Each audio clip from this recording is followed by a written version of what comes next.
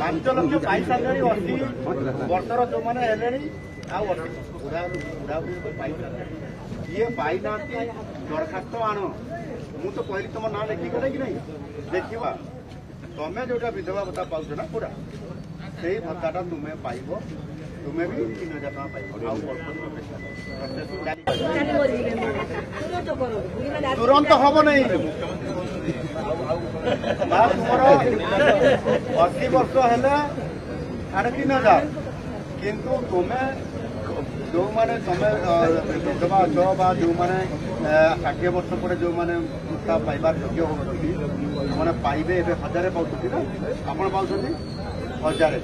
ଆପଣ ଆଉ ଅଳ୍ପ ଶୁଣି ତାର ମୋ କଥାଟା ଶୁଣିବ ତ ଭାଷଣ ମାରୁଛ ମା। ମୋ କଥାଟା ଶୁଣ।